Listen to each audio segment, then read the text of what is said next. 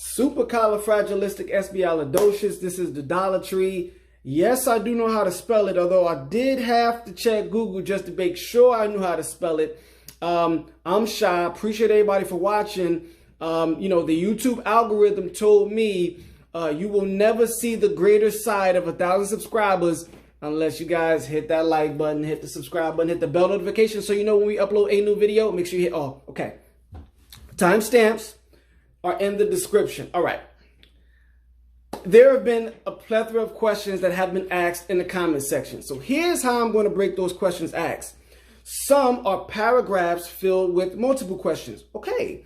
Now, I'm going to answer certain questions at the beginning of certain videos, clarifying them before we go into some of the screenshots of, looking over some cryptocurrencies or whatever. All right. Now, so you guys got to check the timestamps to make sure and see which portion of your question is going to be answered. My reason for doing this is so we can try and make everyone happy in the video and keep the viewership up and grow the channel that way so everybody is engaged and each one is getting their segment and their dose. Timestamps are in the description. Okay. Now, in this video, I'm going to answer probably 3 things. Let's just answer a few things here, and the timestamps will be in the description. All right. So, RD Fit for You. Shout out to you, man. Once again, appreciate the 10K to 100K challenge. It is getting very interesting. Yes, it is. But you asked me again, asked me an easy question to answer. This is why I'm answering it quick, which was, can you take $1,000, put it into the market and make $100 daily, or was it daily or weekly? Let's say daily, and flip it over and over and over and over again consistently. And the answer I gave him was 7 out of 10. Yes, you can. And even though that is a simple question, it is a loaded question, which it is a 7 out of 10. So here's what I'll tell you. That is exactly what I have been alluding to this entire time when I was talking about passive income on the Patreon. All right. So you guys got to be ready for the Patreon because I will show you how to do that. It is very, very, very worth it. All right. Shout out to you. Appreciate the question. Okay. I'm also at the end of the video going to go over, upcoming videos from previous questions asked. Some take longer than others because I want to make sure I know what I'm talking about when I'm answering these questions and I think it through thoroughly. I want to give thorough answers to you guys' questions. Even though they are simplistic, thorough answers, I want to elucidate the best way possible my position and perspective on your questions.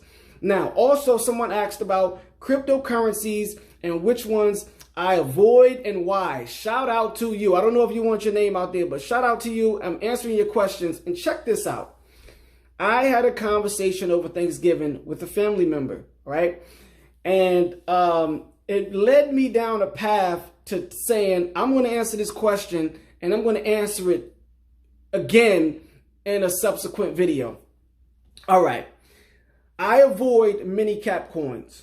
And for the most part, I avoid all new coins, all launch coins, all of them. And my reason is this. I did a video on this channel about how these coins will have to regain, but they will have to go up 15,000, 20,000% in order to regain the amount of losses that they have accrued over the time since their inception. Let me give you an example. I'm going to put a screenshot on here of Merculet. All right, MVP. As you can see on this screenshot, and the way I have the dot or the pointer set up on the screen, it is going to have to regain, it's going to have to go up 95,000% to get back to the all-time highs, which was around its introductory price from that run up in 2018. It's going to have to go up 95,000%. Okay. Now, it is over 7,000 cryptocurrencies in the market right now. What makes you think Merculet, who is not riding the DeFi hype train, they're not, they don't have any protocols, they're not an oracle, they're not doing any layers. What are they doing? What is their involvement that's going to propel and get them forward, propel them forward in the future of blockchain, and put them aside other cryptocurrencies like Ethereum? Okay, that's the best option. Okay, Chainlink. Okay, let's say 0x. I know you guys love 0x. Zilliqa, Zilliqa, Zilliqa, Zilliqa, Zilliqa, Zilliqa, Zilliqa. You know I love Zilliqa suddenly. But okay, what are they doing to get them up into that echelon so they can be mentioned with that with those types of coins? You know, that elk of coins. So what are they doing to get there? Nothing. And I don't invest in coins like that. Those microcap coins. Now, from a trading perspective, I may trade them. All right, but I don't even do that anymore.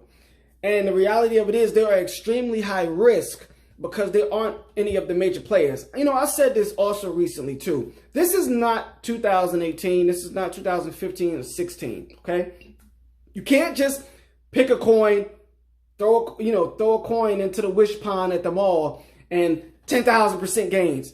It is not that time anymore, man. Crypto has been out for over 10 years, guys. Let's go. All right. So I avoid coins like that. Now, if you want to know more specifically which particular coins I avoid, I will do that in a later video. But to answer your question, low cap coins, and I definitely avoid coins that are not a part of the main crew of coins, top 10, top 30 coins who are actually ingratiated or they are playing a role in the development and the furthering of blockchain technology as well as adoption. Okay, now some coins that are not in the top 30 are worth it, right? Like Kava, Zilliqa, you get what I'm saying? Like some of the coins are reserve rights. They are working on things, but nonetheless, that is the situation we're in. Okay, make sure you guys stick around to the end of the video because I will be going over upcoming videos answering questions from you guys in the comment section as well. Now, he also asked me which coins do I like and why. All right, but I will get to that at the end of the video. Now, to roll forward, let's take a look at Tezos, man, because Tezos was, we're going to have to roll back a month now. When Tezos put in that double bottom, you know, it kind of started to trend a little bit higher, and then it came and broke support down below $1.90. You know, someone in the comment section said they're going to wait for $1.50. Now, I'm going to address that while we go over the charts, why you don't necessarily wait for certain things. You know, I introduced a strategy, not financial advice, on this channel, you know, to kind of get around that. And we're actually using that for Algorand and SXP setup, right? Are we not doing that? Anyway, let's take a look at this Tezos chart, and we'll come back and discuss, you know, the rest of the video. All right, here we go. Tezos starting off on a weekly per usual. Now, we haven't looked at this in a while, and a lot of the stuff that I had drawn on here was actually I don't think it's on here anymore. So we're gonna have to do this from the start over and over again. But let's start off on a weekly. Okay, weekly. On the MACD, you got bullish momentum. You look like you're losing momentum, however, at the moment. That's number one, first thing I see. Now, I drew this uptrending line, pretty much this uptrending line for Tezos that dates back to August 23rd of 2019, the week of August 23rd, 2019. And you can see since then, it has been in an uptrend. All right, it's been, you know, it's come down, of course, from that March dump.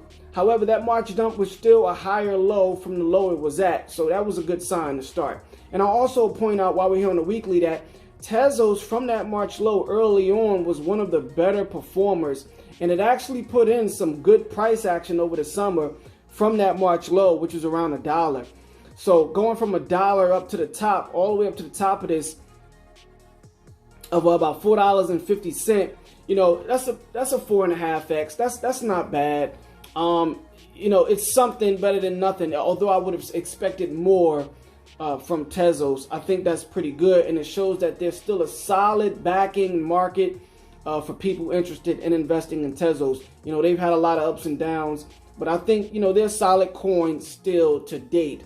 Will they make the guaranteed money segment that will be coming to the channel? Who knows? Let's go down to the daily. Okay, now on the daily, let me see, daily zoomed out. Okay, someone asked me about, you know, Fibonacci and do I use it? Okay, yes, I use it, okay? But let me tell you something. you have to use, everybody has a strategy for how they get in and out of this market. And particularly for an effective strategy, I like to just draw major support lines. I follow price action. All right. And my reason for that is, once I stated, I stated earlier in videos, I like to be in coins early.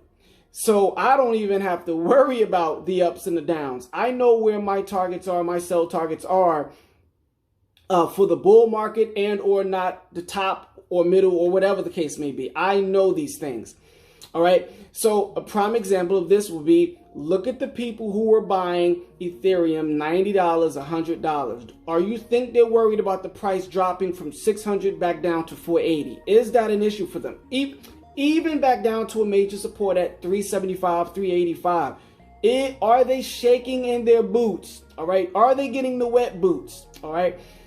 Now, just because, you get the DDT on your coin because you like to buy high, that's an issue. That's an issue as well. Playing those short-term trades, which is why I don't use Fibonacci. And again, like I said before, I use it, but I don't put it in these videos. But I also like to keep it very simple for people. Overcomplicating this is not going to be good on the eyes. All right. So I drew this major support line from a previous trading range dating all the way back to the April 4th of this year, after the dump, and all the way across. And you can see that was tested, and it was up also in the range of resistance. Now I'm going to draw a secondary line to show you that resistance. Now this line also so happens to be around where the price action currently is. As you can see to the right in the blue box, $2.41 is this line, and the price is currently $2,000. Goodness gracious. $2.38. All right. Now I'm looking at this. I'm looking from the left all the way to the left to the right. I'm looking at how many times that it has been a support resistant range. broken slightly based off wicks or whatever the case may be. But it is clear and evident within a $5 range. That's not $5. And about a, what is that? 26 to about a 10-cent range, about an 8 to 10 cent range. That is where the support resistance has been bouncing. Okay. Now that is why I talk about zoning. All right. You get in low, you start buying below that level, you pile in over a period of time. And then once you get above a certain level, you're selling slowly. All right. Now, zoning is an effective strategy that will help you. Listen, let the market tell you when to invest. Don't force your way into these coins. Don't just buy. I'm buying at any price. I'm buying at any price. You don't even know if the coin's going to last in the next 5 years. We talked about MVP earlier in the video. Is that coin going to recover from you buying it near highs from 2018? Let's be honest about this. Hold that. You're possibly going to have to hold a major L from that. Nonetheless, you can always recoup those L's accordingly. There's a video on his channel about recouping Bitcoin losses. But nonetheless, I'm gonna call this line that I've drawn where the price action is on this screenshot. I'm gonna say that this is a bullish to bearish zone. This is the I guess you could say this is a major zone. This is a hot zone. Excuse me. A critical area. See, when you're below this, down to where the second line, but when you're below this $2.41, all right, and you're in this lower range that you see it traded in for a while, right, before breaking above it and then coming back below it recently, and now you're trying to break it again. Now, in that lower range, it could go either way, all right. Those two crunched up lines, and forget about the lower upward sloping line from the weekly. I'm talking about these two lines that I've drawn. That is a critical area for you. That is your ICE line, all right? Or I will call it an ICE trading range, where based on the market, it can go either way, up or down. So if you're buying in that area, you're not financial advice. If you've been buying in this area, waiting for a continued and pending a move higher for a continuation of a bull market, your stop loss needs to be below that second line. All right, not financial advice, but this is a very good strategy for you having a zone where you can be buying in. All right, I am giving you too much. I'm giving you way too much. So know that if you break below that, you could possibly see major lows and then when you break above it and hold above it, which it hasn't done recently, it's trying to break back above it, you can see some major highs. Let's go down to the 12-hour and get in closer to this price action from the double bottom I spoke of previously. All right, I gotta stop giving you guys so much, right?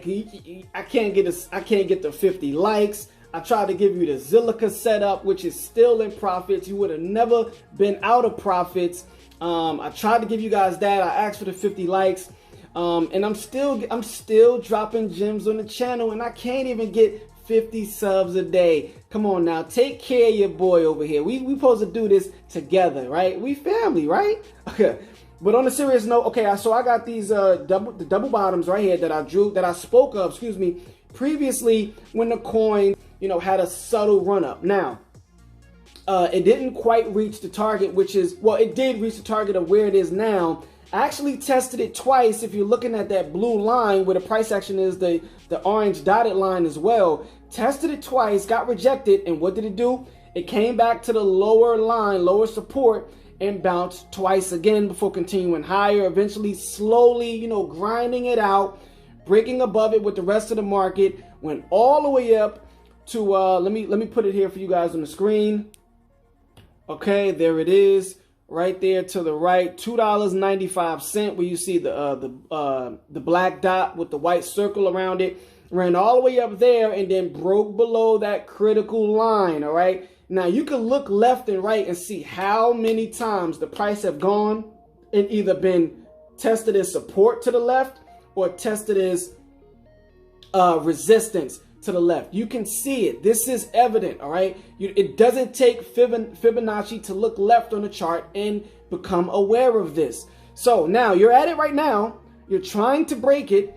You have to get above it and hold it, plain and simple. Yes, I do use moving averages as well, but you know, longer term, I know most people are looking for the long term. They're looking at the bull cycle and the bear cycle and beyond. All right, so if that is the case, it is better to utilize strategy like this, which I will of course dive deeper into and elaborate more so on the Patreon. All right, I'm giving you guys gems on here. Okay, so that's the 12-hour. All right, so let's look deeper down onto the 8-hour and see what we can see, and then skim through the 4 before moving on to the end of the video.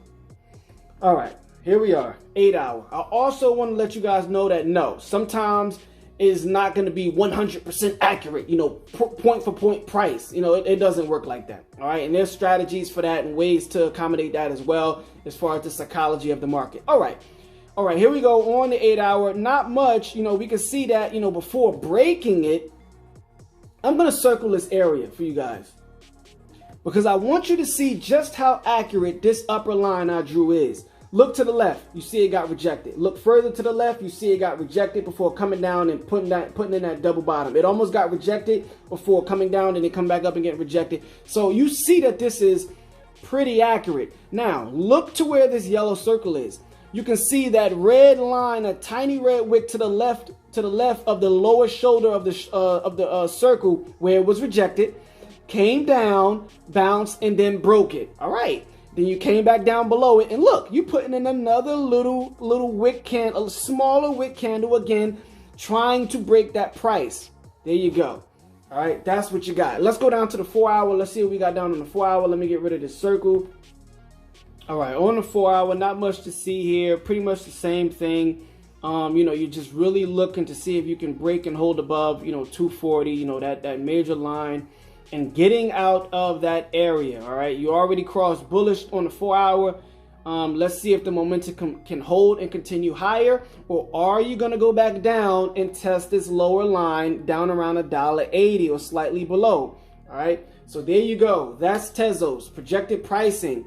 I already gave you too much. When I come and do an update on Tezos, we'll go from there. If something, you know, extremely, you know, if there's an extreme change in price, I'll update sooner rather than later.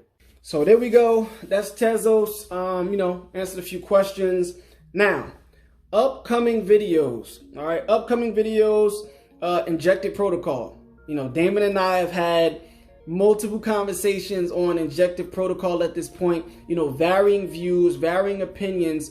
Nonetheless, we worked on putting things into perspective so we can give a valued, thorough response to injected protocol. And remember this key point though, when it comes to the markets and the actual projects, the markets don't care. All right.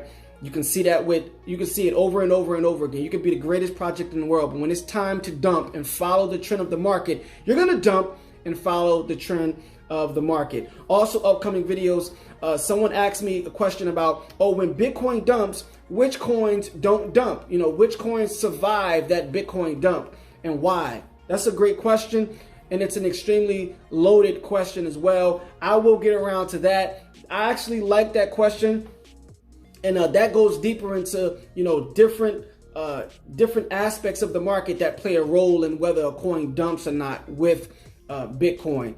Real quick too, when I go into the actual coins that I avoid, I want to say this as well. I avoid BTC pairs. I have no desire to accumulate BTC at the moment, okay? From personal reasons. That's personal, all right? But if you was asking the question why, when I get around to that, those coins and why, I'll dive deeper into why. Right now, I have no interest in accumulating Bitcoin. Nothing against the coin, but stick around for that video. That will be insightful as well. All right, that's pretty much it. We've got a lot of questions coming online. People have asked me a few things, and I'm excited to answer them in subsequent videos, upcoming videos. All right, okay, overtime. Look, man, can't just be buying a coin just because you like it. Oh, I like it. It's a good project. I'm buying it. Look, I had a conversation over the course of the holiday. I'm gonna be honest with you. I think a lot of these coins are just hype. And I think over a few years during the bear cycle, they will lose steam. Many of them, 7,000 cryptocurrencies. The strongest, most popular will survive. And when they do, they're going to have to come out with new creative ways to propel themselves and be a part of blockchain going forward. Plain and simple. The jig is up. The Vegas style gambling of pick a coin, win money, free money everywhere, it's done for. It's finished. And we need to take our investments very serious and do due diligence and research. Nothing, not the hype. The hype train, cool. I'm not going to sit here and act like I didn't ride the uni hype train up to around $8 and stuff like that. But I'm not sitting here betting on uni riding the market during the bull cycle. There's ways to go about this to minimize risk. All right. That's just plain and simple. The biggest thing to me is minimizing the risk and decreasing the time I have to wait for my returns in the market. I'm taking the most logical approach, and I'm not being bombastic about my price predictions or where the price could go in the bull cycle. There's a level of exuberance that comes with people liking a coin that gets them emotionally entangled into these coins, and they end up losing too much money, and things go awry. When you get emotionally entangled into these coins, all right? You should be emotionally entangled into your gains, regardless of the coin, whether you like it or love it, all right? That's my overtime. Hey, any more questions? Let's go. Let's keep it going. Make sure you let us know in the comment section, or hit us up, DM us on Instagram at TheDollarTree. We will be dropping more subtle hints and Easter eggs on our Instagram page. So make sure you give us a like, and I'll see you guys in the next video. Yes.